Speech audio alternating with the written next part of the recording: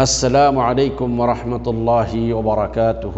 الحمد لله وكفى وسلام على عباده الذين اصطفى. أما بعد فأعوذ بالله من الشيطان الرجيم. لعمرك إنهم لفي سكرتهم يعمهون. اللهم صل على محمد النبي الأمي وعلى آله ওয়াসহাবিহি আজমাইন। সম্মানিত দ্বীনী ভাই ও বোনেরা, আমি আজ আপনাদের সামনে যে বিষয়ে আলোচনা করব সেই বিষয়টি হলো সকল নবী ও রসুলগণের উপরে মুহাম্মদুর রাসূলুল্লাহ সাল্লাল্লাহু আলাইহি ওয়াসাল্লামের বৈশিষ্ট্যসমূহ। প্রিয় ভাইরা, আজকের এই দারাসটি বা আজকের এই ক্লাসটি রাসূলুল্লাহ সাল্লাল্লাহু আলাইহি ওয়াসাল্লামের বৈশিষ্ট্যসমূহের দ্বিতীয় ক্লাস অথবা 2 নং ক্লাস। আমরা এর পূর্বেও আরেকটি ক্লাসের মধ্যে রাসূলুল্লাহ সাল্লাল্লাহু আলাইহি ওয়াসাল্লামের বৈশিষ্ট্যসমূহের কয়েকটি বৈশিষ্ট্য নিয়ে আলোচনা করেছিলাম। প্রিয় ভাইরা, আসলে এই সকল বৈশিষ্ট্যসমূহ নিয়ে আলোচনা করার মূল উদ্দেশ্য হলো যে আল্লাহ সুবহানাহু ওয়া তাআলা যে মুহাম্মদুর রাসূলুল্লাহ সাল্লাল্লাহু আলাইহি ওয়াসাল্লামকে কি মহান মর্যাদা দিয়েছেন, তিনি যে আল্লাহ তাআলার কাছে কত সম্মানিত, এটা সকলের কাছে তুলে ধরা এবং এর উদ্দেশ্য হলো আমরা যাতে রাসূলুল্লাহ সাল্লাল্লাহু আলাইহি ওয়াসাল্লামকে আরও অধিক পরিমাণে ভালোবাসতে পারি এবং জীবনের প্রতিটি ক্ষেত্রে রাসূলুল্লাহ সাল্লাল্লাহু আলাইহি ওয়াসাল্লামের অনুসরণ করার মাধ্যমে নিজের জীবনকে ধন্য করতে পারি, ইহজগত ও পরজগতের কল্যাণ লাভ করতে পারি। প্রিয় ভাইয়েরা, আসুন রাসূলুল্লাহ সাল্লাল্লাহু আলাইহি ওয়াসাল্লামের বৈশিষ্ট্যসমূহ অর্থাৎ সকল নবী ও রাসূলগণের উপরে মুহাম্মদ সাল্লাল্লাহু আলাইহি ওয়াসাল্লামের বৈশিষ্ট্যসমূহের 7ম নং বৈশিষ্ট্য হলো যে আল্লাহ সুবহানাহু ওয়া তাআলা মুহাম্মদুর রাসূলুল্লাহ সাল্লাল্লাহু আলাইহি ওয়াসাল্লামের জীবনের কসম করেছেন। প্রিয় ভাইরা, আল্লাহ সুবহানাহু ওয়া তাআলা যখন কোনো বস্তুর নামে কসম করেন তখন এটা প্রমাণ করে যে এই বস্তুটি আল্লাহর কাছে সম্মানিত। এই পৃথিবীতে যত নবী রাসূলগণ এসেছিলেন, আল্লাহ সুবহানাহু ওয়া তাআলা কারোর জীবন নিয়ে, কারোর নাম নিয়ে আল্লাহ কসম করেননি, কিন্তু আল্লাহ সুবহানাহু ওয়া তাআলা একমাত্র নবী মুহাম্মদুর রাসূলুল্লাহ সাল্লাল্লাহু আলাইহি ওয়াসাল্লামের জীবনের কসম করেছেন। আল্লাহ সুবহানাহু ওয়া তাআলা বলেছেন, লাআমরুকা ইন্নাহুম লাফি সাকরাতিহিম ইয়ামাহুন। আল্লাহ পাক কাফিরদের ব্যাপারে বলছেন যে হে নবী, আপনার জীবনের কসম, নিশ্চয়ই তারা তাদের নেশায় ঘুরপাক খাচ্ছে। অর্থাৎ আল্লাহ সুবহানাহু ওয়া তাআলা এখানে লাআমরুকা বলে আল্লাহ রাসূলের জীবনের কসম করেছেন। তো এতে করে রাসূলুল্লাহ সাল্লাল্লাহু আলাইহি ওয়াসাল্লামের জীবনের কসম করার মাধ্যমে আল্লাহ সুবহানাহু ওয়া তাআলা রাসূলুল্লাহ সাল্লাল্লাহু আলাইহি ওয়াসাল্লামকে মর্যাদাপূর্ণ করেছেন, তার মর্যাদা বৃদ্ধি করেছেন। এমনিভাবে 8 নং বৈশিষ্ট্য অর্থাৎ সকল নবী রাসূলগণের উপরে মুহাম্মদুর রাসূলুল্লাহ সাল্লাল্লাহু আলাইহি ওয়াসাল্লামের 8 নং বৈশিষ্ট্য হলো যে আল্লাহ সুবহানাহু ওয়া তাআলা রাসূলুল্লাহ সাল্লাল্লাহু আলাইহি ওয়াসাল্লামকে সিদরাতুল মুনতাহা পর্যন্ত ভ্রমণ করিয়েছেন। এই পৃথিবীতে যত নবী রাসূলগণ এসেছিলেন, কোনো নবীকেই আল্লাহ সুবহানাহু ওয়া তাআলা সিদরাতুল মুনতাহা পর্যন্ত নিয়ে যাননি। তাহলে রাসূলুল্লাহ সাল্লাল্লাহু আলাইহি ওয়াসাল্লামকে এই ঊর্ধ্ব জগতে পৃথিবীর সর্বশেষ প্রান্ত পর্যন্ত নিয়ে যাওয়ার এটা প্রমাণ করে যে তিনি আল্লাহর কাছে অতীব সম্মানিত এবং আল্লাহর কাছে অনেক ইজ্জত সম্মানের অধিকারী, অর্থাৎ তিনি অনেক সম্মানিত। প্রিয় ভাইরা, হযরত রাসূলুল্লাহ সাল্লাল্লাহু আলাইহি ওয়াসাল্লামকে এত ঊর্ধ্বে উঠানো হয়েছে যেখানে রাসূল সাল্লাল্লাহু আলাইহি ওয়াসাল্লাম এই ভাগ্য লিপিকারক যে ফেরেশতারা আছে তাদের কলমের আওয়াজ পর্যন্ত তিনি শুনতে পেয়েছেন। হযরত রাসূলুল্লাহ সাল্লাল্লাহু আলাইহি ওয়াসাল্লাম বলেছেন, সুম্মা উরিদা বি হাত্তা ওয়াসালতু লিমুস্তাওয়ান আসমাউ ফিহি সরিখাল আকলাম। অতঃপর আমাকে উর্দু লোকে নিয়ে যাওয়া হলো এবং আমি এক সমতল জায়গায় পৌঁছলাম, সেখানে আমি কলমের লেখার আওয়াজ পেলাম। তার মানে হলো যে ফেরেশতারা যে মানুষের ভাগ্য লিখেন, সেই লেখার আওয়াজ তিনি পেয়েছেন। প্রিয় ভাইরা, হয়তোবা আমাদের অনেকেরই মনে প্রশ্ন জাগতে পারে, ফেরেশতাদের কলমের আওয়াজ রাসূল শুনলেন কীভাবে? ভাইরা, আমরা স্বাভাবিকত বর্তমান যুগে আমরা যে কলম দিয়ে লিখি এটা হয়তো পাশের লোকও বলতে পারবে না, কিন্তু আপনাদের হয়তো অনেকের জানা আছে আজ থেকে 20-30 বছর 50 বছর আগে অনেকেই বাঁশের কলম দিয়ে লিখতো, যেটা লেখার সময় পাশের লোকের আওয়াজ শুনতে পেত। এখন আল্লাহ সুবহানাহু ওয়া তাআলা তার ফেরেশতাদেরকে যে তাকদীর লিখেছেন কি কলম দিয়ে, এটা আমরা জানি না, রাসূল সাল্লাল্লাহু আলাইহি ওয়াসাল্লাম কোনো বর্ণনা দেননি। সুতরাং কলমের আওয়াজ তিনি শুনতে পেয়েছেন, এতটুকু কথা আমরা নিশ্চিত বলতে পারি। প্রিয় ভাইরা, সেখান থেকেই রাসূলুল্লাহ সাল্লাল্লাহু আলাইহি ওয়াসাল্লামের উপরে 50 ওয়াক্ত সালাত ফরজ হয়েছিল। তাহলে বোঝা গেল যে আল্লাহ সুবহানাহু ওয়া তাআলা রাসূলুল্লাহ সাল্লাল্লাহু আলাইহি ওয়াসাল্লামকে একটা বিশেষ মর্যাদা দিয়েছেন, যে তাকে ইহজগৎ থেকে উঠে একেবারে সিদরাতুল মুনতাহা পর্যন্ত নিয়ে গেছেন, যা অন্য কোনো নবী রাসূলগণকে নিয়ে যাননি। 9 নং বৈশিষ্ট্য, সমস্ত নবী রাসূলগণের উপরে মুহাম্মদুর রাসূলুল্লাহ সাল্লাল্লাহু আলাইহি ওয়াসাল্লামের 9 নং বৈশিষ্ট্য হলো যে আল্লাহ সুবহানাহু ওয়া তাআলা মুহাম্মদুর রাসূলুল্লাহ সাল্লাল্লাহু আলাইহি ওয়াসাল্লামের আঙ্গুলের ইশারায় চাঁদকে দ্বিখণ্ডিত করেছেন। প্রিয় ভাইরা, আল্লাহ সুবহানাহু ওয়া তাআলা কোরআনে কারীমে সূরা আল কামারের 2 নং আয়াতে বলেছেন, ইকতারাবাতিস সাআতু ওয়ানশাক্কাল কামারু, কিয়ামত নিকটবর্তী হয়েছে এবং চাঁদ বিদীর্ণ হয়েছে। এই ঘটনার ব্যাপারে বলা হয়েছে যে আসলে রাসূলুল্লাহ সাল্লাল্লাহু আলাইহি ওয়াসাল্লাম যখন মক্কার লোকদেরকে দাওয়াত দিচ্ছিলেন, তখন মক্কার লোকেরা এই অদ্ভুত এক প্রশ্ন করে বসল যে তুমি যদি সত্যিকার নবী হও তাহলে এই চাঁদকে দ্বিখণ্ডিত করে দেখাও। হযরত রাসূলুল্লাহ সাল্লাল্লাহু আলাইহি সাল্লাম তাদের দাবি অনুযায়ী আল্লাহর নির্দেশে তিনি হিজরতের ৫ম বৎসরে জিলহজ মাসের 14 তারিখ পূর্ণিমার রাত্র ছিল, তিনি আকাশের দিকে তার চাঁদের দিকে তাকায় 2 আঙ্গুল দিয়ে ইশারা করলেন, আর চাঁদ দ্বিখণ্ডিত হয়ে 2 দিকে পড়ে গেল। এটা মক্কার লোকেরা সবাই সচক্ষে দেখেছে, কিন্তু এতটা সত্ত্বেও যারা ঈমান আনার ছিল না তারা ঈমান আনেনি।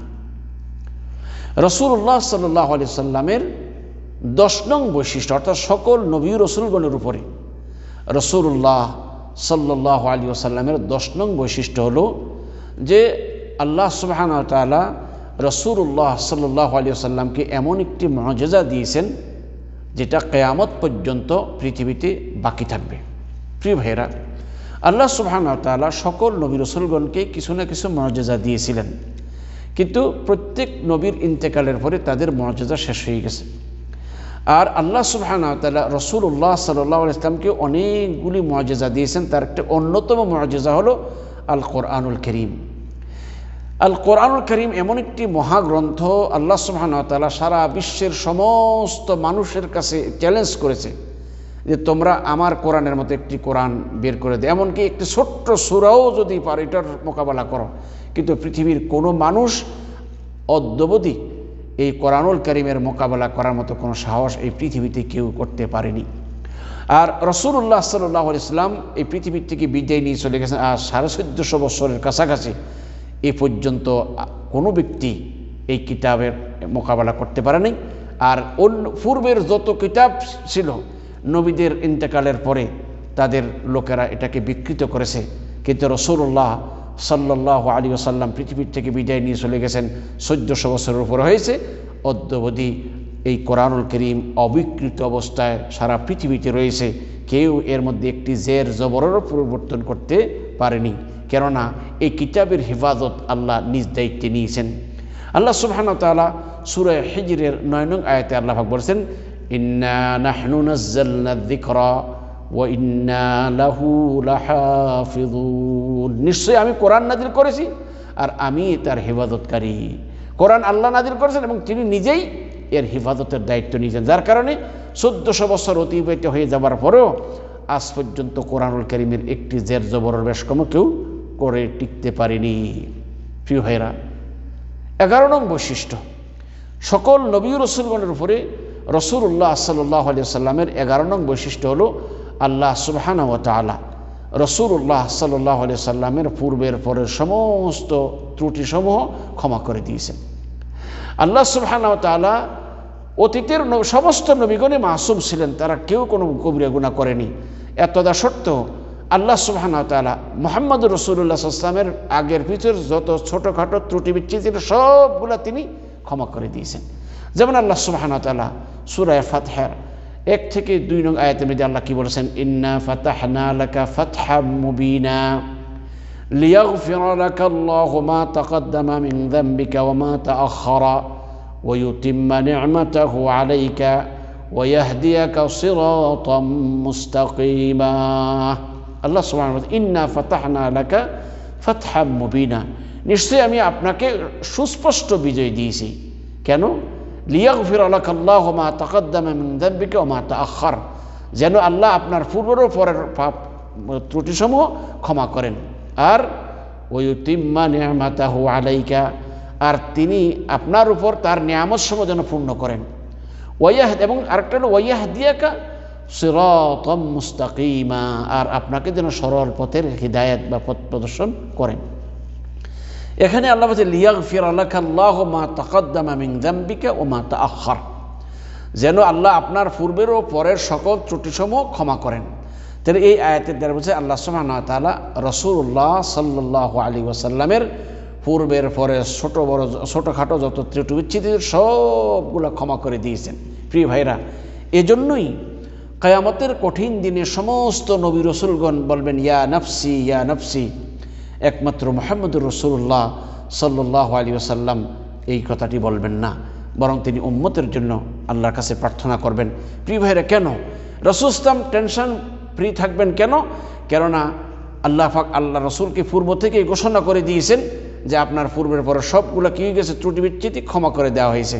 তাহলে তিনি আর কোনো ত্রুটি তার মধ্যে থাকা অবস্থায় মৃত্যুবরণ করেননি। অন্যান্য নবী রাসূলগণের ব্যাপারে এই এলান হয় নাই, যার কারণে তাদের মনে ভয়ে থাকবে, তাই তারা ইয়া নাফসি বলবে। তবে ভালো করে মনে রাখতে হবে, সকল নবী রাসূলগণ মাসুম ছিলেন, কেউ কোনো কবিরা গুনায় লিপ্ত হননি, এটা আমাদের মনে রাখতে হবে। তো এই যে পূর্বের পর সমস্ত নবী রাসূলগণের ব্যাপারে আল্লাহ পাক এই রকমের কোনো ঘোষণা আল্লাহ দেননি, যেমনটা রাসূলুল্লাহ সাল্লাল্লাহু আলাইহি ওয়াসাল্লামের পূর্বের পরের সকল ত্রুটি বিচ্ছিতি ক্ষমা করার ঘোষণা দিয়েছেন। এটা রাসূল সাল্লাল্লাহু আলাইহি ওয়াসাল্লামের বিশেষ একটি বৈশিষ্ট্য। 12 নং বৈশিষ্ট্য, রাসূলুল্লাহ সাল্লাল্লাহু আলাইহি ওয়াসাল্লামের যে 12 বৈশিষ্ট্যসমূহ, অর্থাৎ সকল নবী রাসূলগণের উপরে আল্লাহ সুবহানাহু রাসূল সাল্লাল্লাহু আলাইহি ওয়াসাল্লামকে যে সকল বৈশিষ্ট্যসমূহ দিয়েছিলেন, তার 12 নং বৈশিষ্ট্য হলো আল্লাহ সুবহানাহু ওয়া তাআলা মুহাম্মদ সাল্লাল্লাহু আলাইহি ওয়াসাল্লামকে 5টি জিনিস দান করেছেন, যা পূর্বের কোনো নবী রাসূলকে দান করা হয়নি। এই 5টি জিনিস কি কি?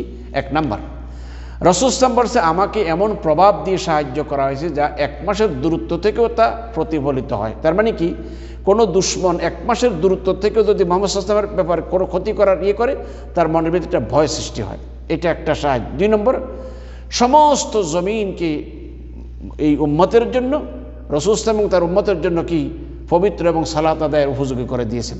আগের পূর্বের নবী রাসূলগণ তারা তাদের নিজস্ব ইবাদতখানা ইবাদত করত, কিন্তু আল্লাহ সুবহানাহু ওয়া তাআলা এই উম্মতের জন্য রাসূলুল্লাহ সাল্লাল্লাহু আলাইহি ওয়াসাল্লাম এবং তার উম্মতের জন্য সমস্ত জমিনকে মসজিদ করে, অর্থাৎ কোনো ব্যক্তি যদি মসজিদ না পায়, যেখানেই নামাজের সময় হবে সেখানেই তিনি নামাজ পড়তে পারবে, এবং কোথাও যদি পানির ব্যবস্থা না থাকে তাহলে সে তায়াম্মুম করতে পারবে।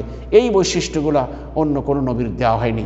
4 নম্বর বৈশিষ্ট্য হলো, পূর্বের নবী রাসূলদের জন্য গনিমতের মাল এটা হালাল ছিল না, কিন্তু মুহাম্মদুর রাসূলুল্লাহ সাল্লাল্লাহু আলাইহি ওয়াসাল্লামের জন্য গনিমতের মালকে হালাল করা হয়েছে। 4 নম্বর বৈশিষ্ট্য হলো যে আল্লাহ সুবহানাহু ওয়া তাআলা কিয়ামতের দিন রাসূলুল্লাহ সাল্লাল্লাহু আলাইহি ওয়াসাল্লামের শাফাআতে কুবরা, যে শাফাআতের কিয়ামতের ময়দানে সকল নবী রাসূলগণের ব্যাপারে সমস্ত মানব জাতির জন্য তিনি কিয়ামতের ময়দানে সুপারিশ করবেন। এই শাফাআতে কুবরা এটা শুধুমাত্র রাসূলুল্লাহ সাল্লাল্লাহু আলাইহি ওয়াসাল্লামকে দেওয়া হয়েছে, অন্য কাউকে দেওয়া হয়নি। আর 5 নং বৈশিষ্ট্য হলো, পূর্বের যত নবী রাসূলগণ প্রেরিত হয়েছিলেন সব নবী রাসূলগণ কোনো একটা এলাকা ভিত্তিক, কোনো একটা এলাকার জন্য, কোনো বিশেষ গোষ্ঠীর জন্য, কিন্তু মুহাম্মদুর রাসূলুল্লাহ সাল্লাল্লাহু আলাইহি ওয়াসাল্লাম তিনি সারা বিশ্বের সকলের জন্য তিনি নবী, তিনি কিয়ামত পর্যন্ত আনেওয়ালা সকল মানুষের জন্য তিনি নবী। সুতরাং পূর্বের নবী রাসূলগণের তাদের নবুয়ত একটি এরিয়ার ভিতরে সীমাবদ্ধ ছিল, কিন্তু মুহাম্মদুর রাসূলুল্লাহ সাল্লাল্লাহু আলাইহি ওয়াসাল্লামের নবুয়ত কোনো এরিয়া নয়, বরং সারা পৃথিবীর পূর্ব থেকে পশ্চিম, উত্তর থেকে দক্ষিণ, সব এই আসমান নিচে জমিনের উপরে যত জায়গা আছে সব মুহাম্মদুর রাসূলুল্লাহ সাল্লাল্লাহু আলাইহি ওয়াসাল্লামের নবুয়ত সর্ব জায়গায় চলে। সুতরাং এই বৈশিষ্ট্যটি অন্য কোনো নবী রাসূলকে দেওয়া হয়নি। আসুন প্রিয় ভাইরা, আমরা যেই কয়েকটি বৈশিষ্ট্য কথা শুনলাম এগুলা ভালো করে বুঝবো এবং এইগুলার প্রতি অনুধাবন করার চেষ্টা করো যে আল্লাহ সুবহানাহু ওয়া তাআলা মুহাম্মদ সাল্লাল্লাহু আলাইহি ওয়াসাল্লামকে কী মর্যাদা দিয়েছেন। আল্লাহ আমাদের এই কথাগুলো বোঝা, তদনুযায়ী আমল করার তৌফিক দান করুন। এই বলে আজকের এই পর্ব এখানে শেষ করলাম। ওয়া আখিরু দাওয়ানা আনিল হামদুলিল্লাহি রাব্বিল আলামিন। আসসালামু আলাইকুম ওয়া রাহমাতুল্লাহি ওয়া বারাকাতুহু।